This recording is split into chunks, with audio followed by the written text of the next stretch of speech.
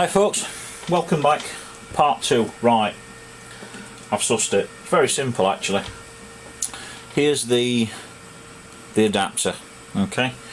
Here's the circuit board. Now, up in the corner here, where you've just unsoldered the main wire from, there is, just at the top of a capacitor, another little hole. And in that hole on the aerial adapter is an earthing. You can see the main wire, sorry, it's a little bit out of focus. You can see the main wire, and there is the, shall we say, ground post. The ground post goes into that hole there,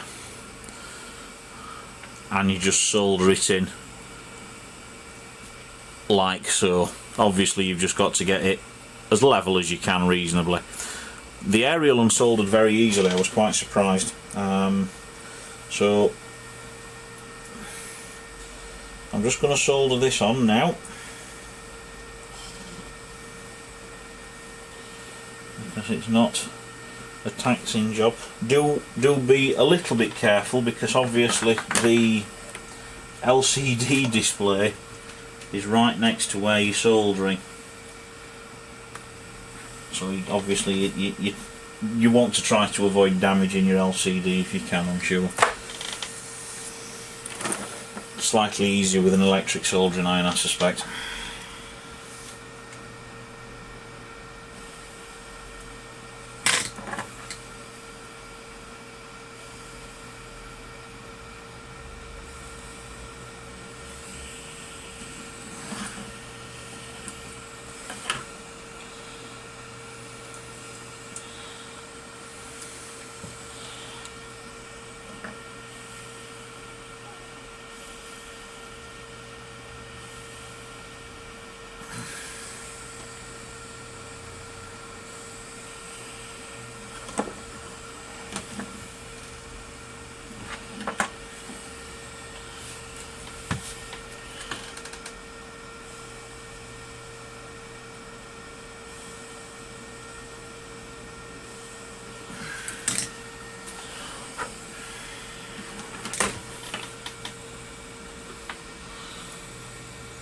And solder the main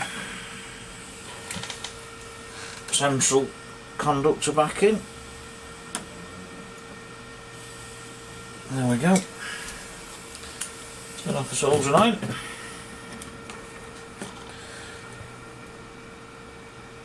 And there it is. Now I shall just put my rubber keypad back in. Quick tip incidentally, and this applies to remote controls as well, these rubber keypads, these are the conductive strips on them, the little dots. If you start getting to the point where the buttons aren't working, you have to fiddle them around a little bit, strip it down, clean it with some surgical spirit or some isopropyl alcohol, or rubbing alcohol as the Americans call it, I believe, and also just on the little contact pads there. Just give them a wipe gently, because sometimes if they're backlit they're LEDs. But if you do that, that will restore most of these rubber contact pads back to their really proper working state. Right, fitting the radio back together is the PTT rubber that needs to go in.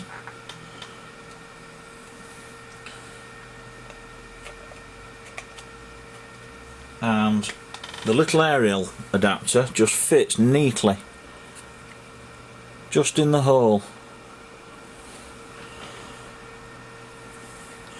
Watch out, my speaker wire has gotten trapped in this hole here, so you just have to be aware of that.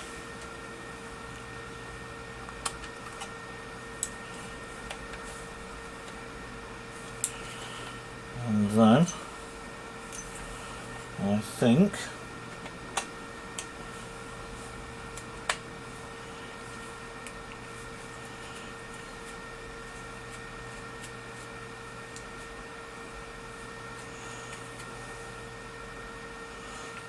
that is then, to all intents and purposes, back together.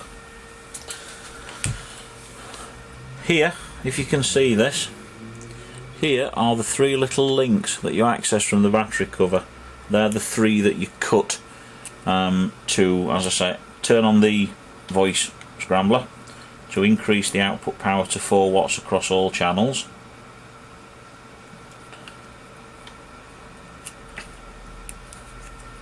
There we go.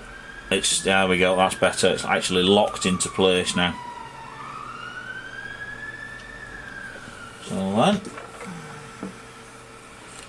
we will replace the original case.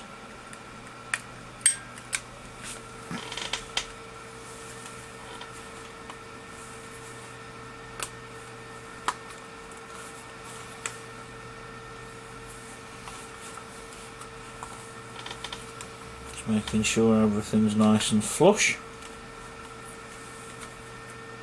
Okay, so far so good.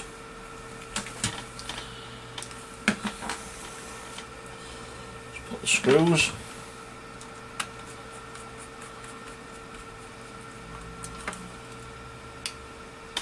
back in. Right, just before I finish tightening it up, let's have the batteries in. No, change of plan.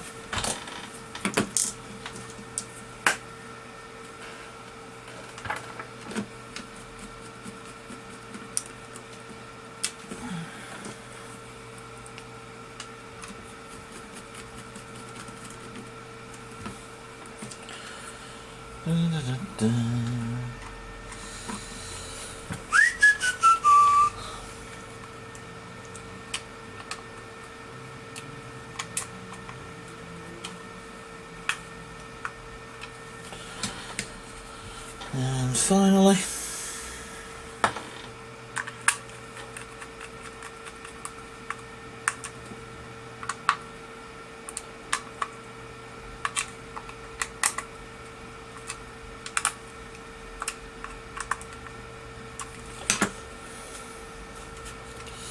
that's the radio back together.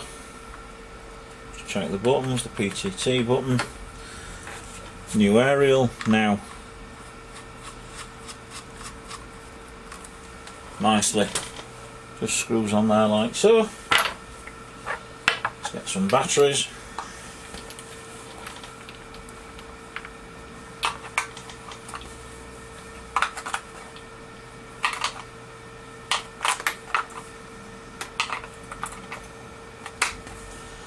And then back onto positive. And if you heard that, that was a good sign. I'll just check the buttons. Scan button works. Yeah, that works. Call button works. Backlight button works. Monitor works. So I'll tell you what.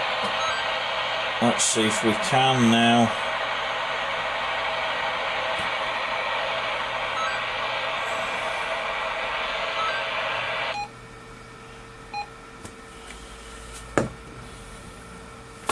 And there we go.